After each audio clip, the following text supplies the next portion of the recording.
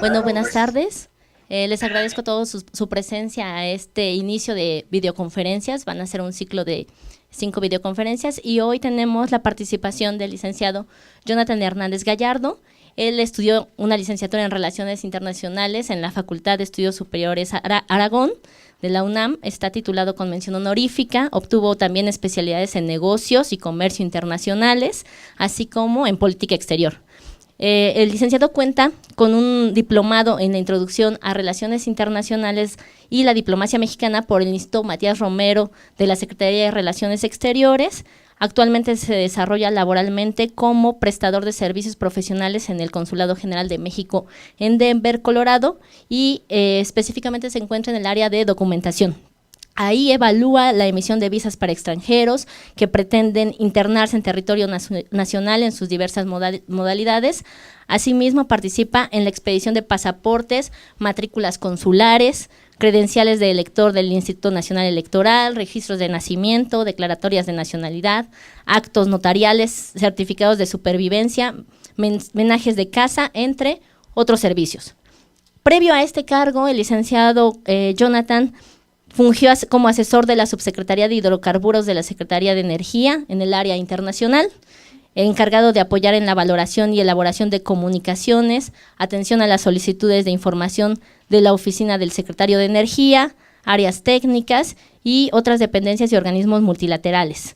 También administró eventos de la Subsecretaría de Hidrocarburos y su contacto con la Secretaría Técnica de la Presidencia de la República, organismos internacionales, organizaciones no gubernamentales y empresas dentro del ámbito de los hidrocarburos. También participó como enlace para asuntos multilaterales en la Dirección General de Relaciones Internacionales de la Secretaría de Salud, y en esta dependencia brindaba apoyo a la Subdirección de Cooperación Financiera y Riesgos Emergentes en asuntos de seguridad internacional, químicos, medicamentos, drogas, alcohol, tabaco, pandemias y epidemias, y participó en reuniones intersecretariales relacionadas en temáticas con el Foro de Cooperación Económica Asia-Pacífico, APEC, la Organización de Cooperación y el Desarrollo Económicos, OCDE, la Organización Mundial de la Salud, el Programa de las Naciones Unidas para el Medio Ambiente, el NUMA, la Organización de las Naciones Unidas contra las Drogas y el Delito, ONUD, la Comisión Interamericana para el Control del Abuso de Drogas y el Enfoque Estratégico para la Gestión de Productos Químicos a nivel internacional, CIAM, entre otros. Damos la bienvenida al licenciado Hernández Gallardo y Jonathan, bienvenido. Gracias, buenas tardes.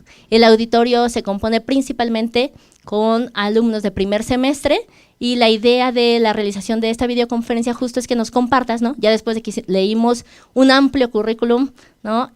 Muchas veces como internacionalistas decimos hacia dónde vamos a enfocarnos en el ámbito laboral, ¿no? ¿Qué expectativas tenemos? Entonces, como lo pudimos notar, has participado en bastantes foros de carácter internacional y ahora que tienes la experiencia del consulado, bueno, queremos que nos compartas básicamente qué labores realizas allá.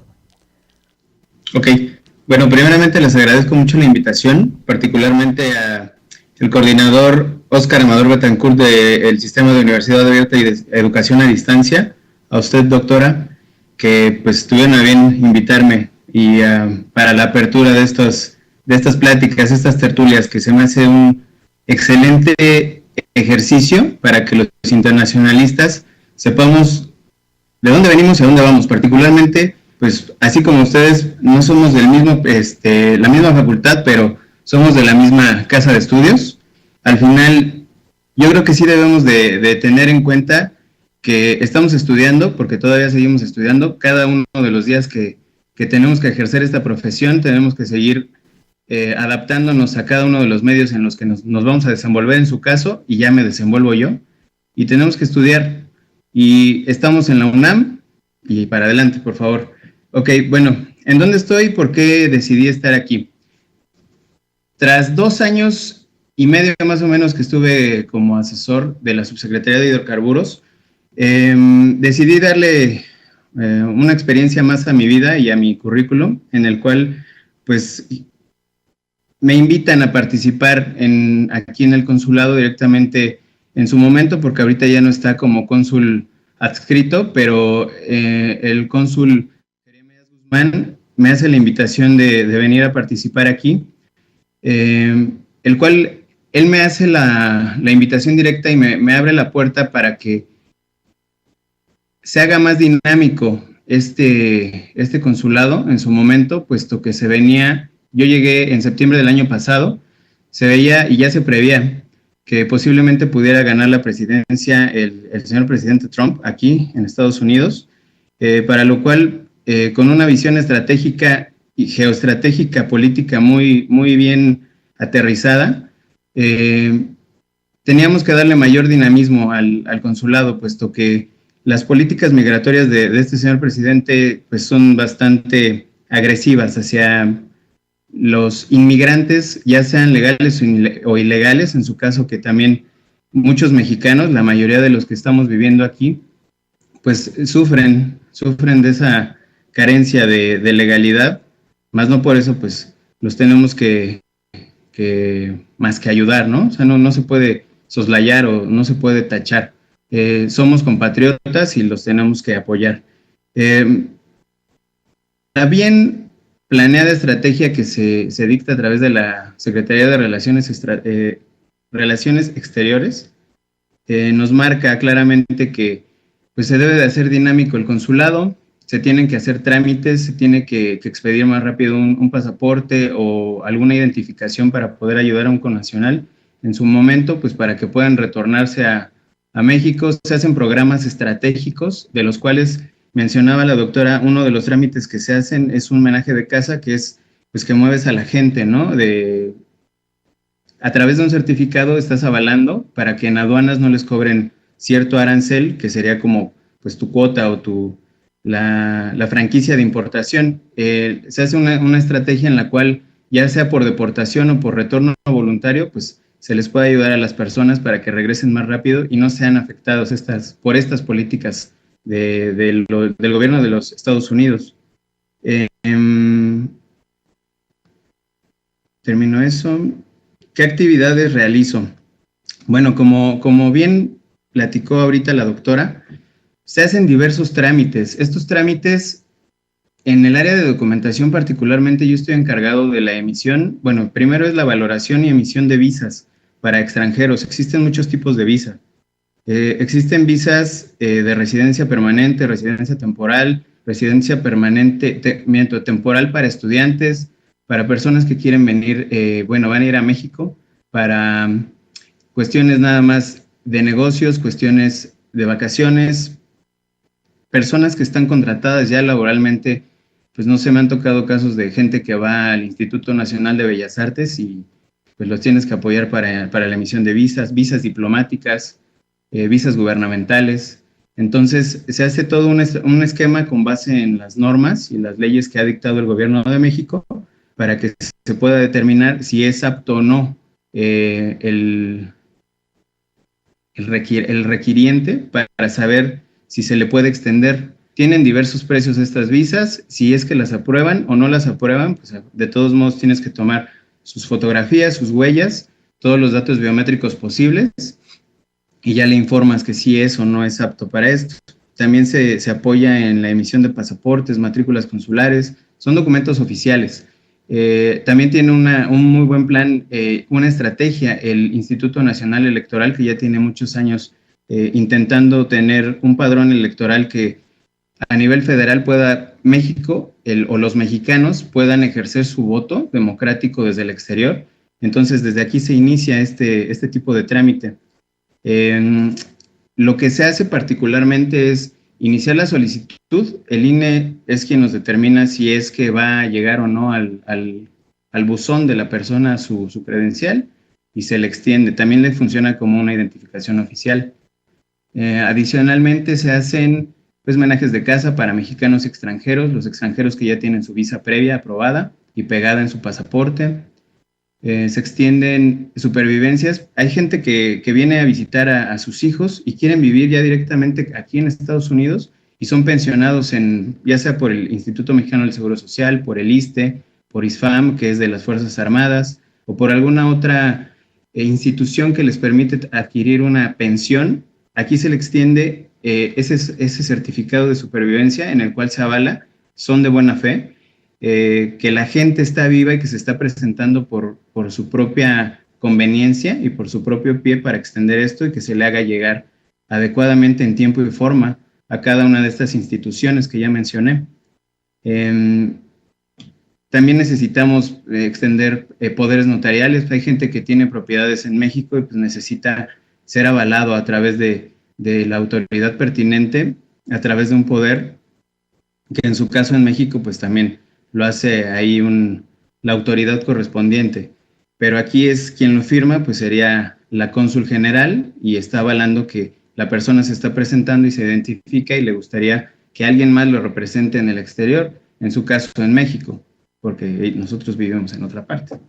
Entonces, se hacen diversos trámites, se hacen muchísimas cosas. ¿Qué más les puedo platicar? De hecho, me parece que tengo yo la pantalla.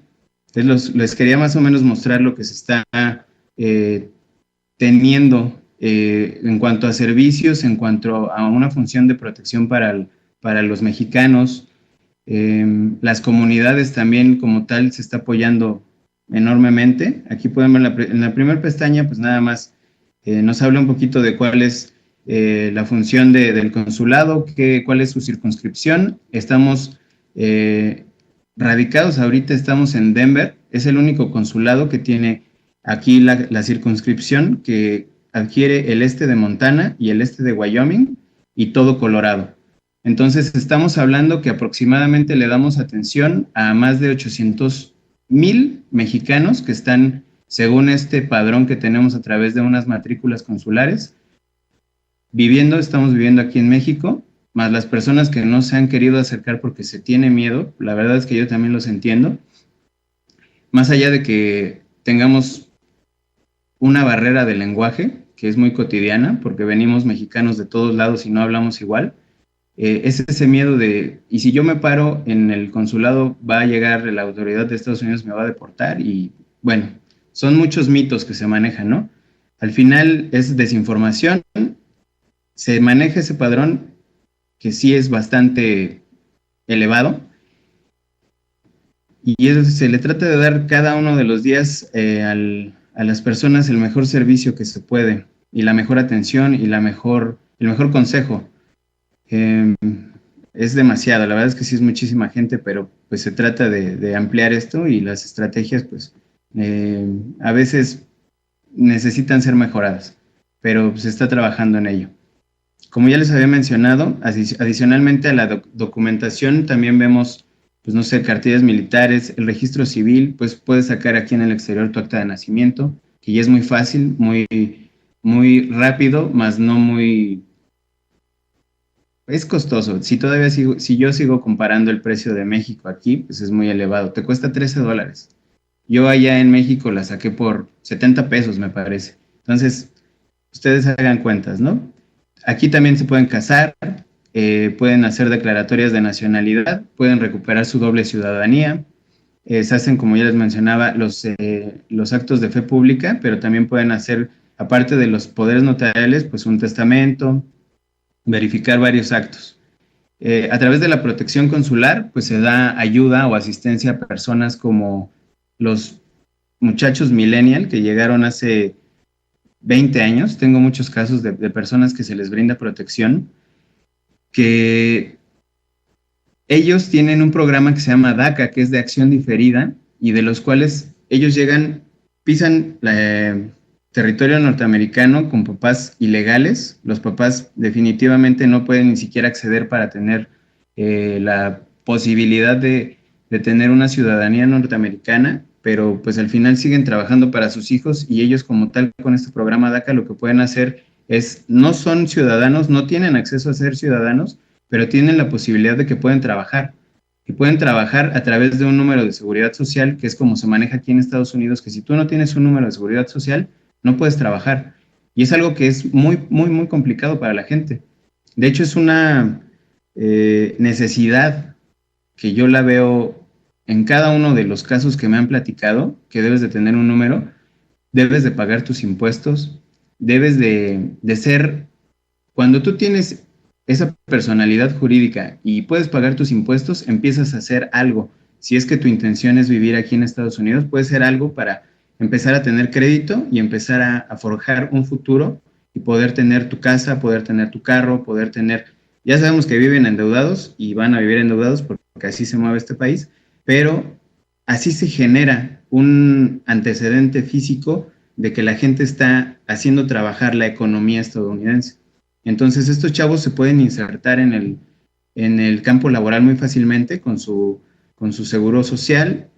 Tienen un programa DACA, el cual les permite que el gobierno de México los esté apoyando. Se da una asesoría continua de, pues si tiene algún cambio en la política interior del gobierno de los Estados Unidos, que pues ya lo vimos ahorita con el gobierno del presidente Trump, sí la hubo, pero fue mínima y no está contra ellos. Definitivamente es algo que pues yo lo veo positivo, yo lo veo alentador para la gente que pues se quiere quedar a trabajar y al final, pues si también lo piensan el gobierno de Estados Unidos, pues le está ayudando a acelerar su economía. O sea, es gente que está inserta aquí, que si bien se quiere quedar, pues no es gente mala, ¿no? Como la que mencionan, pero es un muy buen programa.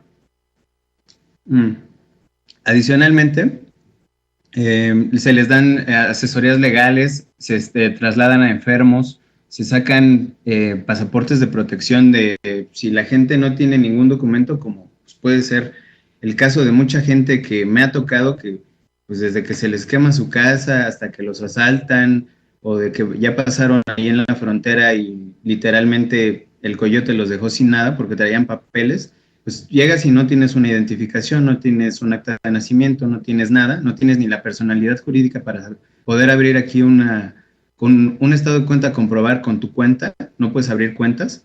Entonces se te ayuda a través de este tipo de pasaportes para que se te repatríe. También los traslados fungen para los restos de personas que en su caso pues los familiares quieren que regresen a México para que puedan ser enterrados allá. Se localizan personas. Es un departamento muy activo y más ahorita, yo se los puedo asegurar que de enero para acá es un departamento que no ha dejado de trabajar. Hace conciencia de cómo como mexicano debemos de tener los pies en la tierra y debemos de también exigir nuestros derechos aunque estemos en una tierra en la que no nos conozcamos. No hay que olvidar que pues el que tú no conozcas la ley no te exime de la misma, pero pues también debes de conocer los derechos, ¿no? Entonces se trata de conocer derechos y obligaciones, pero también que te respeten como ser humano.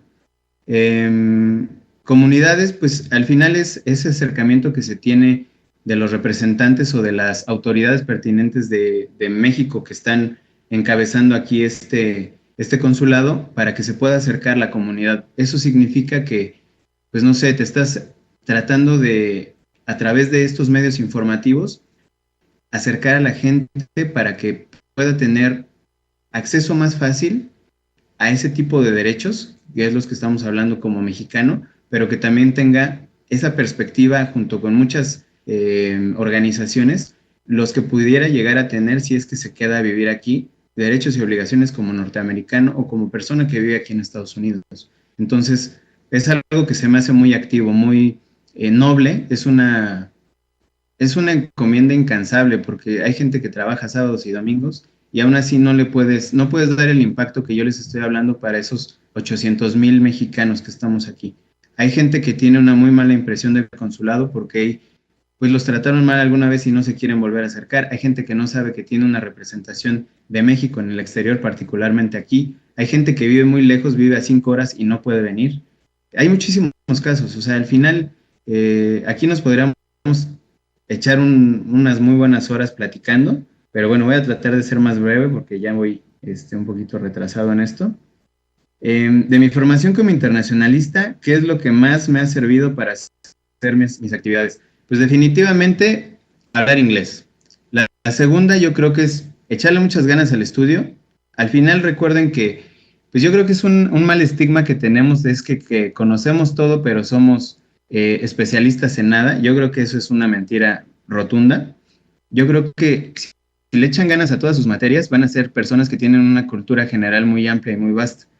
Es muy complicado pararte ahorita, supongamos, ante una cámara, aunque yo sé que no estoy físicamente ahí con ustedes, pero si yo no tengo el conocimiento de qué es lo que estoy manejando, es muy complicado.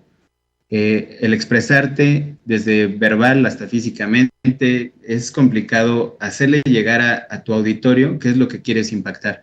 Al final yo les puedo decir que he utilizado materias como geopolítica, política exterior, mis clases de inglés, he utilizado, no sé, hasta teorías, mi clase de teorías o derecho, eso es básico. Aquí es básico el derecho, derecho internacional público, derecho internacional privado.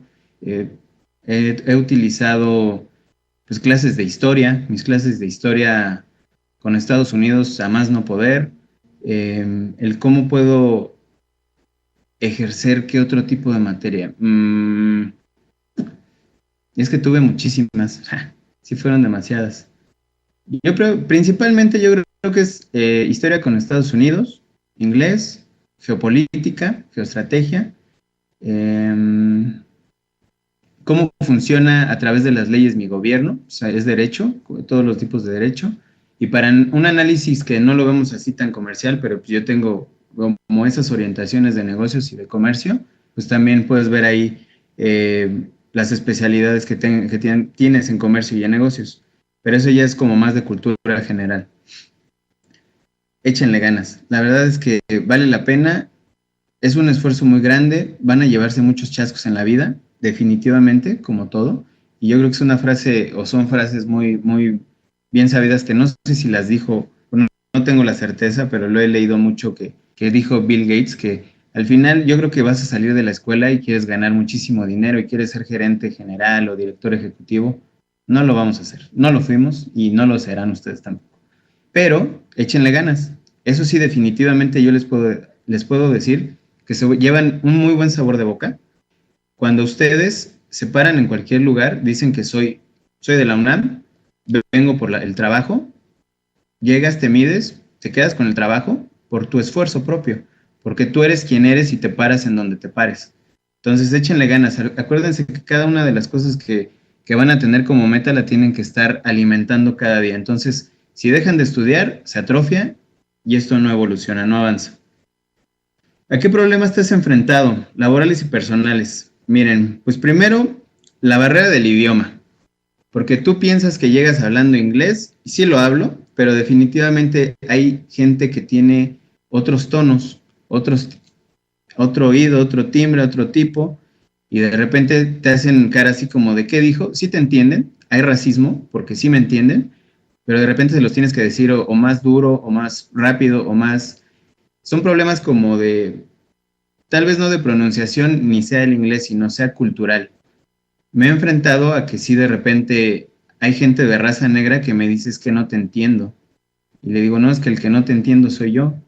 Y entonces ya tratamos de platicar, ¿no?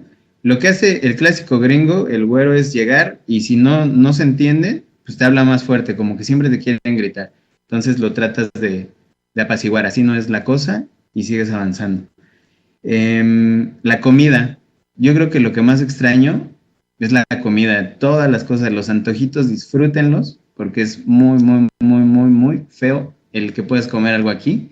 No tienen el sazón, no tienen nada. La verdad es que no es muy buena la comida mexicana aquí. La comida, pues, se tiene una comida internacional muy rica, dependiendo qué es lo que les guste. Ustedes como internacionalistas, pues también vayan aprendiendo cuál es la comida típica de cada uno de los países.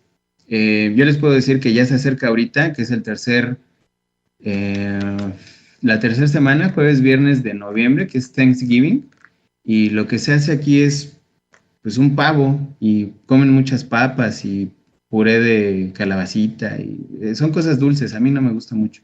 Es comida típica de acá, entonces vayan aprendiendo de cada uno de los lugares a donde quieran ir, proyéctense, investiguen y quiero ir a tal lugar, investiguen. Es muy rico el probar y saber por qué son las cosas.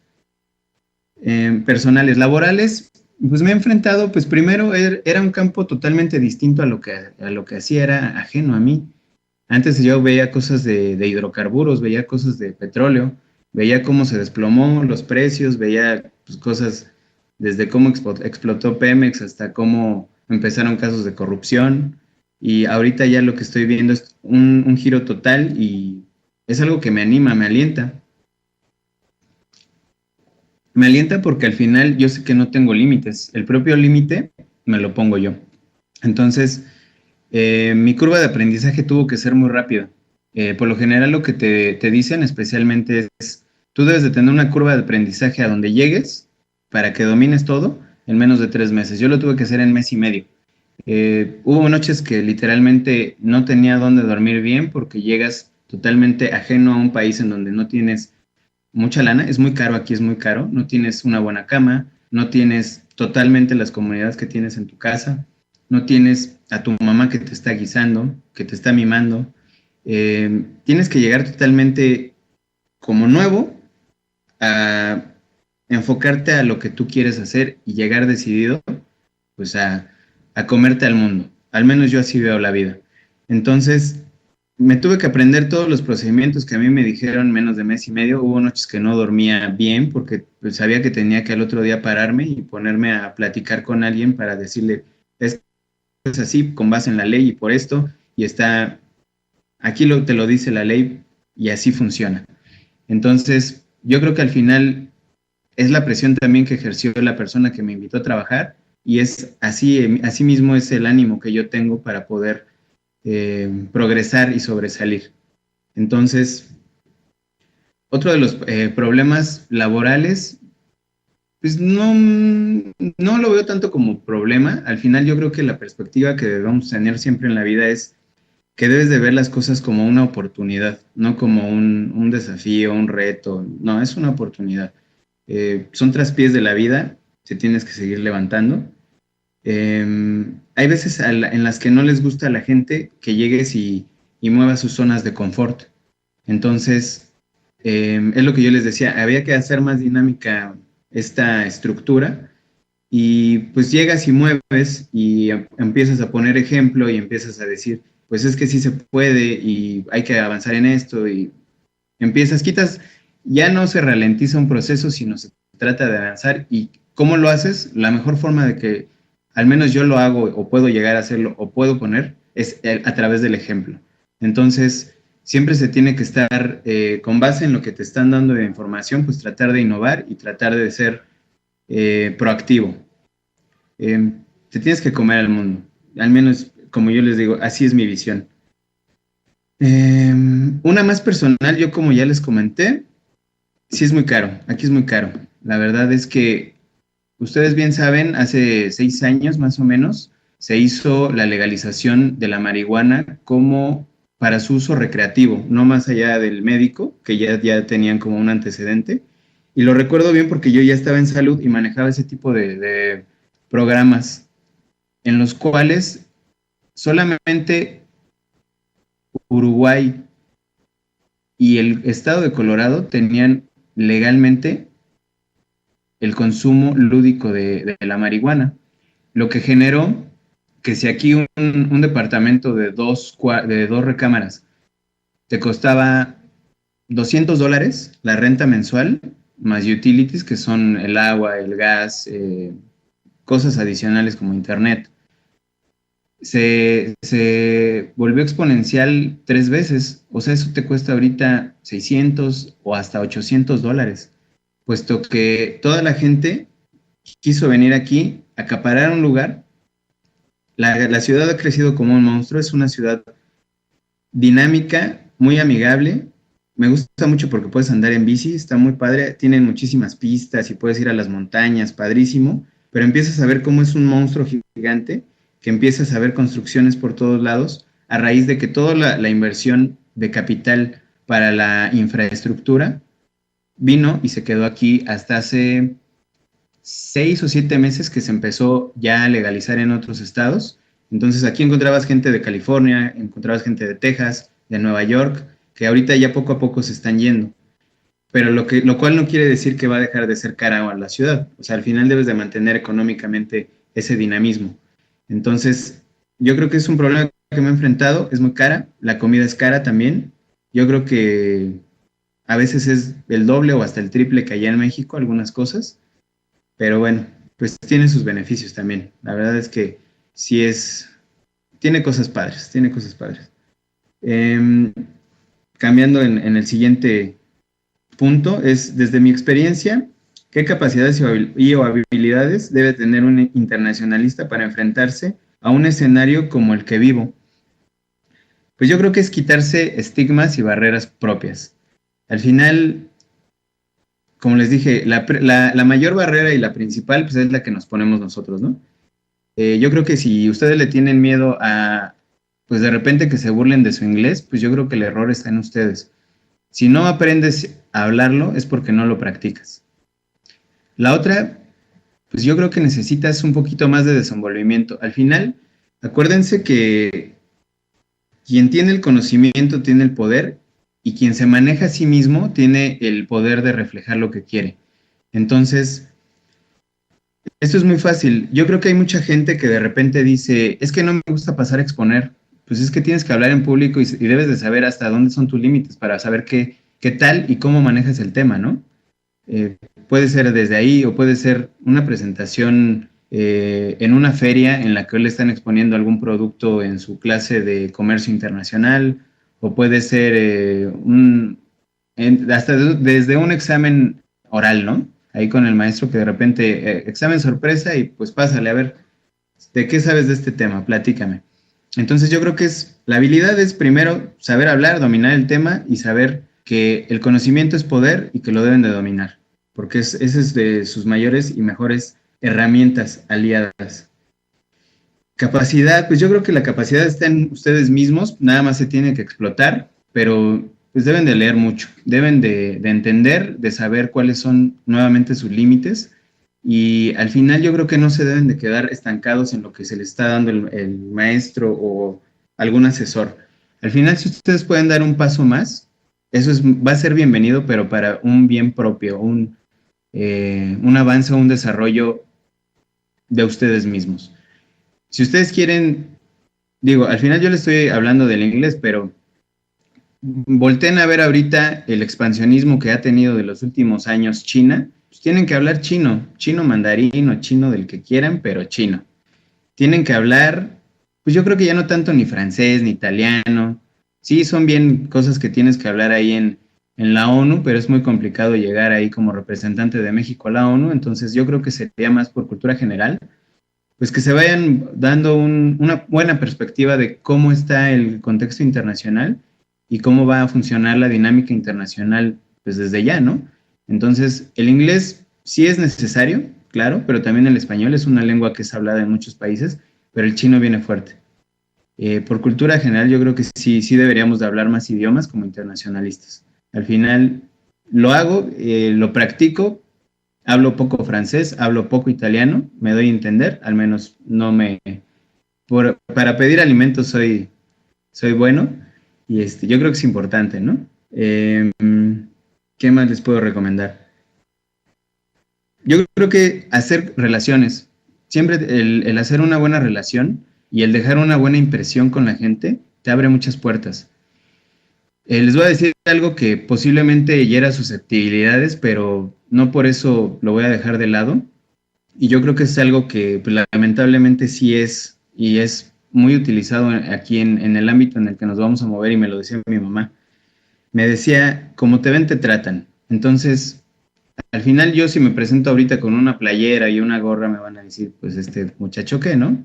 Entonces yo creo que sí también parte de su personalidad que apenas la están forjando y cómo quieren ser vistos ante, pues primero su salón, luego la comunidad de Relaciones Internacionales, luego en la FES Aragón, luego en su trabajo, y así sucesivamente a lo largo de su vida, pues es que sí tengan, si no, a mí no es indispensable, para mí no es indispensable porque no lo uso, no soy ni de marcas ni nada de esto, pero pues que sí estés bien presentado, ¿no? Al final, yo creo que sí es una buena tarjeta de presentación.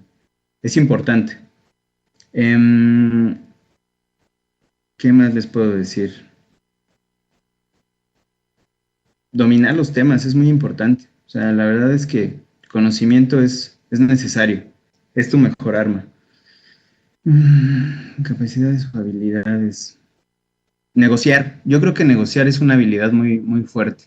Si no sabes negociar al final, pues estás supeditado a lo que la gente te va a tratar de imponer y en su caso, en el peor de los casos, pues sería ordenar, ¿no? Directamente. Entonces, si sabes de qué lado puedes empezar a manejar tú la sartén por el mango, vas a tener la facilidad de poder obtener lo que tú quieres. Negociar también es muy importante, pongan atención mucho en sus clases y la verdad es que está muy divertido. Divertido porque sabes también tus límites y también sabes de qué pie cojeas, entonces pues hay que conocerse cada día más. ¿Qué más les puedo decir? Bueno, al final les puedo comentar, ya que veo que me sobra un poquito de tiempo, que son un par de minutos, tengo entendido.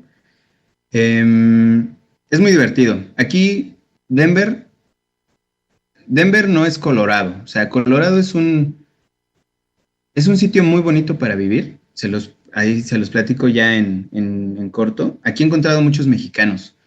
Un dato muy relevante es que de los principales lugares para esquiar en el mundo están en Suiza y están aquí en Colorado.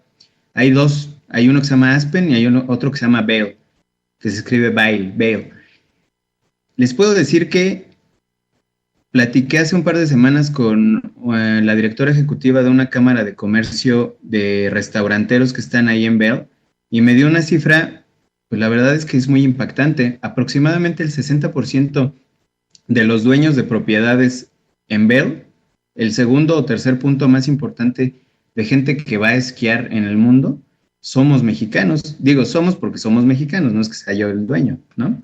Pero son mexicanos estos señores. Entonces se me hace una cifra pues elevada, porque al final estás viendo que cómo está la representación o la posición de la gente de México en otros países y que son lugares importantes. O sea, al final yo creo que es un lugar que genera mucha dinámica económica. Entonces se me hace muy importante el poder compartirles este tipo de cifras. Aquí encuentras de todo. Encuentras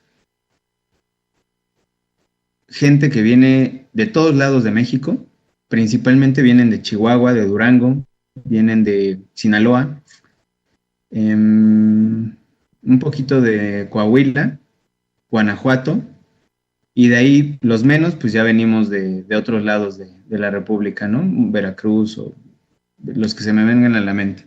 Encuentras mucha gente de Quintana Roo y de Yucatán, pero los más, Chihuahua. Entonces ves otro tipo de mexicanos, o sea, al final, otro tipo de comida, otro tipo de vestimenta, ya está adaptada, digamos que está tropicalizada a la forma en la que pues, nos podemos desenvolver aquí en este territorio. Encuentras también los barrios de mexicanos, encuentras otra dinámica totalmente distinta que deberían de poner atención. La verdad es que la gente que emigra a Estados Unidos ya no es mexicana, pero tampoco es norteamericana la mayoría, entonces es un foco de atención para ustedes como internacionalistas. Doctora. Buenas tardes, muchas gracias. No, ustedes. Y cedemos la palabra a nuestros estudiantes sobre si tienen alguna inquietud o para plantear alguna pregunta de lo que nos has compartido. Claro, por favor. Claro. Sí. A ver, Marcos. Hola, yo tengo dos dudas. La primera, Hola, Marcos. ¿cómo son las asesorías legales de acuerdo al Common Law, de acuerdo al derecho constitucionario de Estados Unidos? Y la otra, ¿qué opinas acerca de la renegociación del Tratado de Libre Comercio? Mira, las asesorías jurídicas, lo que se hace como tal nada más es orientar al ciudadano mexicano para que pueda tener atención adecuada de un abogado. Lamentablemente aquí no se les está pagando el que puedan tener la asesoría. Vaya, no es con cargo al erario público que se pueda defender directamente a la gente, sino solo lo que se hace es que tengan el derecho a asesoría legal, pues que deba de ser con base en el derecho de los Estados Unidos, que no transgreda los derechos que tiene como persona, pero como tal no se hace un poco más, vaya, ¿no? Espero haya contestado tu pregunta, sí sé a lo que te refieres, pero al final no es que nosotros estemos, vaya, nada más se orienta a la gente para saber con quién se pueden referir. La renegociación del Tratado de Libre Comercio se me hace, en términos personales, aquí yo no estoy hablando más allá de esta sala en donde estoy, yo no puedo hablar ni tomar posiciones de alguien o como tal, como de gobierno, ni nada parecido. Les puedo decir que es un momento en el que México sí se tiene que replantear, y si en su momento ya lo tuvo que hacer, la forma en la que quiere verse en el mundo y la forma en la que quiere tener sus relaciones económicas, comerciales, políticas, culturales, que no somos, no nada más ese 90 y tantos % de la balanza comercial con Estados Unidos, que somos el país que tiene más tratados de libre comercio, pero que menos los utiliza. Entonces, pues yo creo que un Telecán no es todo. Personalmente se me hace una renegociación que va a estar cargada hacia el lado de los Estados Unidos, como siempre lo ha estado desde 1994, que se dio a conocer que ya estábamos incluidos, que se empezó a mover esta dinámica. Creo que ha funcionado mucho, que se tiene que reestructurar, sí, como cualquier cosa. Digo, al final tiene cláusulas para que se pueda valer, y lo están haciendo vigente los norteamericanos.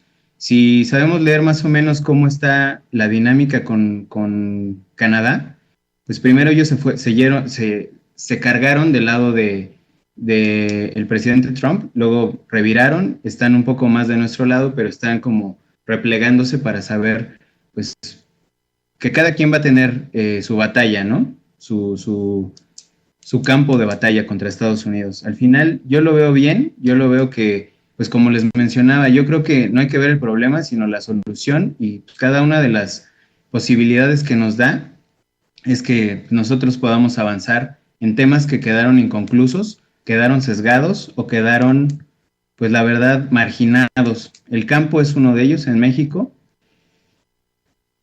Al final yo creo que va a meter golpes bajos Estados Unidos, pero pues al final no sabemos qué golpes va a tratar de dar. Sí sabemos más o menos hacia dónde están encaminados, pero yo lo veo como una oportunidad. Al final pues se tiene que aprovechar todo este bagaje que se ha tenido durante 23 años, y se debe de saber poner en la mesa.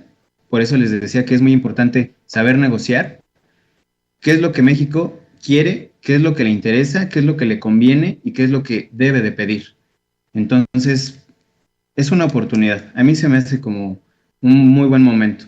No es el mejor escenario, nunca lo va a ser. Recordemos que las relaciones internacionales eso son un momento histórico, pero pues hay que vivirlo y hay que sacar el mejor partido del mismo. Espero haya atendido tus preguntas. Gracias, Jonathan. ¿Alguien más quiera preguntar? ¿Eduardo?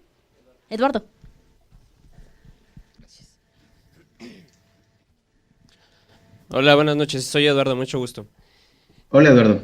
He tenido conocidos que viven en Estados Unidos, sobre todo en la parte fronteriza, y que a raíz de, bueno, el triunfo de Donald Trump, han regresado para acá, comentando que la situación para las personas no estadounidenses, pues se ha puesto muy complicada. Tú que estás viviendo allá y lo ves todos los días, ¿qué tanto ha afectado o qué tanto es como un rumor eso que ellos me han comentado? O sea, porque me han dicho que incluso han llegado a ver como que muchos estados que ya eran como muy xenófobos, ahora son como más agresivos o mucho más violentos de lo que ya eran de por sí. Entonces, tú que estás allá, sí, ¿cómo ves esa situación? ¿Qué tanto ha afectado? ¿Se te ha juntado, por ejemplo, más trabajo? ¿O la situación se quedó igual? No sé. Mira, definitivamente mi perspectiva es que sí ha tenido temor la comunidad mexicana, ha sido exponencial, por lo menos sí te puedo decir que para la emisión de pasaportes ha crecido mucho. El proceso ya es más dinámico y eficaz, puesto que ya es más fácil a través de una cita, pero aún así la gente llega y dice, es que no tengo cita. ¿Cómo le puedo hacer, señora? Pues es que las siguientes citas se abren dentro de 15 días, dentro de un mes, porque ya está lleno el calendario.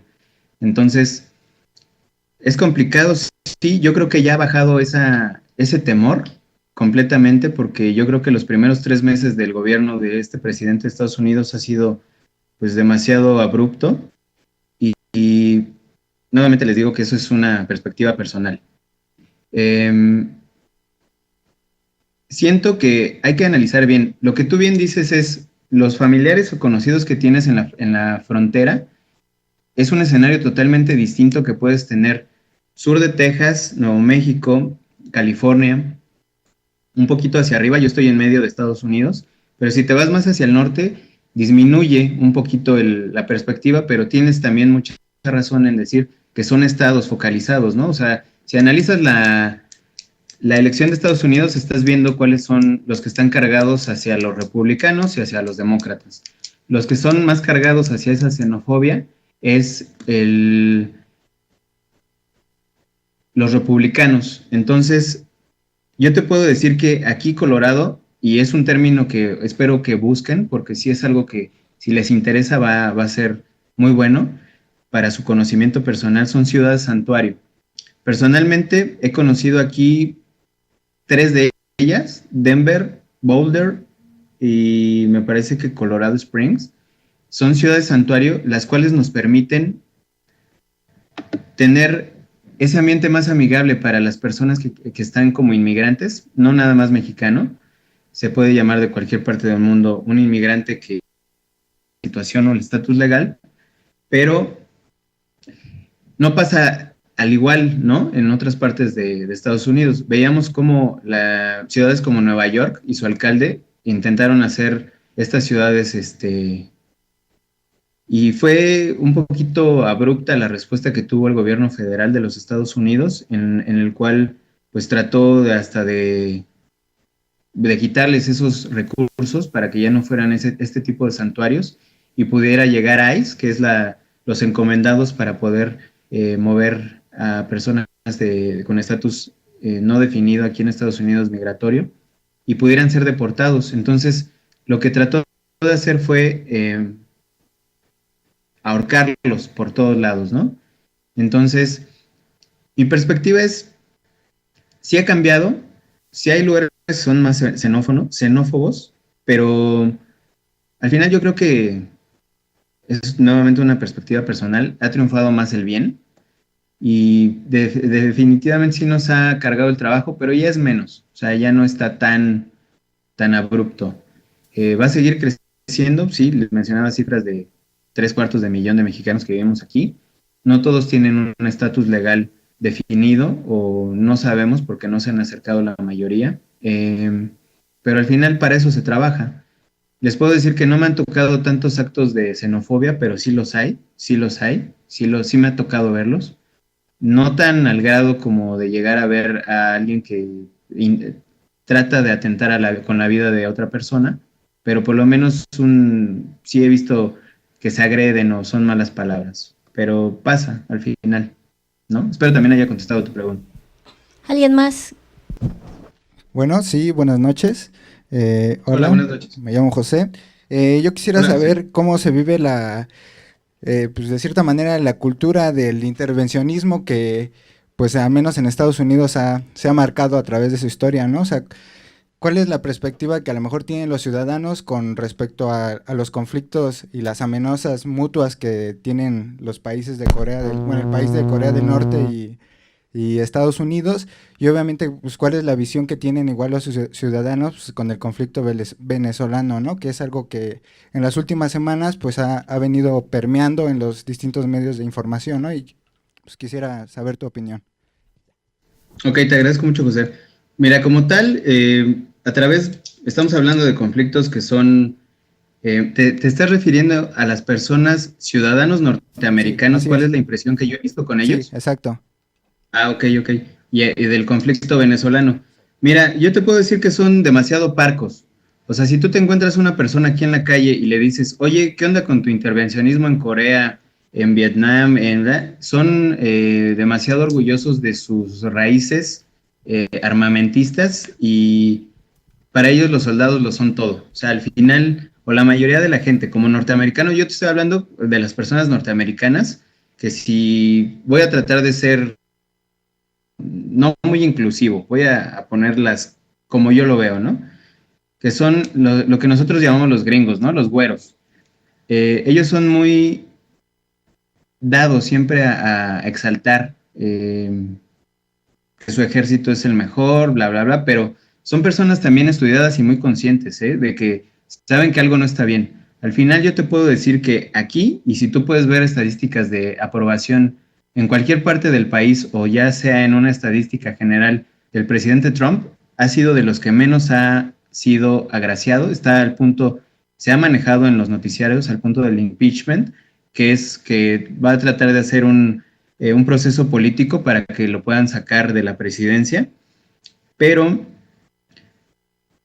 mi perspectiva personal es, son orgullosos de su ejército, pero también están conscientes de que no está siendo un gobierno ni inclusivo, está siendo autoritario hasta con su propia gente. Como tal, no te hablan de un intervencionismo con Corea o con Venezuela. Al final, acuérdate que, pues leyendo la historia de Estados Unidos, ellos son el policía en su cultura, el policía del mundo. Entonces, lo que hagan está bien. Y digo, tienen el poder, tienen las armas, tienen el dinero y tienen los actos jurídicos necesarios para respaldarse. Y si no los tuviesen, pues harían lo mismo que con Bush, ¿no? Van a llegar y van a hacer la guerra si es que es necesario reactivar su economía de esa forma. Entonces, nuevamente les digo, es una opinión personal que me está pidiendo José. No tienen como tal aquí una perspectiva de noticiarios que yo haya visto que es como la opinión de la Casa Blanca, que sale el coordinador de su estrategia de comunicación social, que diga, bueno, es que deben de dar esta línea. Aquí yo creo que sí tienen un poquito más de apertura que la que tienen en México y pueden hablar los noticieros de que en algo puedan estar en desacuerdo. Hablan de hechos y actos del presidente Trump y si están en desacuerdo, lo dicen abiertamente. Como bien les decía, Colorado sí es un estado que es demócrata y que es un santuario y no nada más para los inmigrantes. Yo he visto que es gobernado como con un poquito más de pluriculturalidad y pues no sé, tratan de ser inclusivos. O sea, no tratan de apartar, no son agresivos en su estrategia. Pero les voy a dar datos importantes. Aquí en Colorado está la segunda más grande base aérea de los Estados Unidos. Está en Colorado Springs. La primera está en San Diego, en California. Y la verdad es que aquí ves desfilar muchísimo. O sea, por eso les digo que están demasiado orgullosos del ejército, pero saben en dónde están parados y que no están siendo bien gobernados. Eso sí, sí lo he visto. Espero haya respondido también tu pregunta, José. ¿Alguien más que quiera preguntar? ¿No? Bueno, licenciado Hernández, le agradecemos mucho su tiempo, el compartir con nosotros su experiencia profesional, sobre todo, y personal, sobre todo porque, como le comentaba al inicio, son chicos de primer semestre que tienen una carga académica muy fuerte, que probablemente en algunos momentos quieren claudicar de estudiar relaciones internacionales. Entonces espero que los haya motivado a que no se dé este hecho. Ojalá no lo hagan, la verdad es que vale mucho la pena el crecer. Les falta un camino muy largo, pero digo, si al final es su decisión, su deseo, pues llévenlo a cabo. Yo creo que las metas se las ponen ustedes y quien las salta, pues se vence a sí mismo y se hace mejor cada día. La verdad es que los felicito porque lean estadísticas, son de las pocas personas en México que pueden estudiar, aprovechenlo. Es una educación muy buena y muy barata. Aquí les voy a dar un dato muy, muy, muy, muy fuerte. El llegar a estudiar una carrera universitaria aquí en Colorado, CU es la Universidad de Colorado, les puede llegar a costar en 9 semestres más de $100,000. Entonces, el que yo veo comparado a lo que yo pagué en la UNAM, la verdad es que quien se quiere dedicar a estudiar va a aprender lo mismo que si paga $100,000 y va a ser igual de bueno y mejor. igual, yo la verdad es que soy mejor porque soy de la UNAM, entonces, ya, con eso. Muchas gracias. Que tengas buena tarde. No, gracias a ustedes. Gracias. Gracias, igualmente.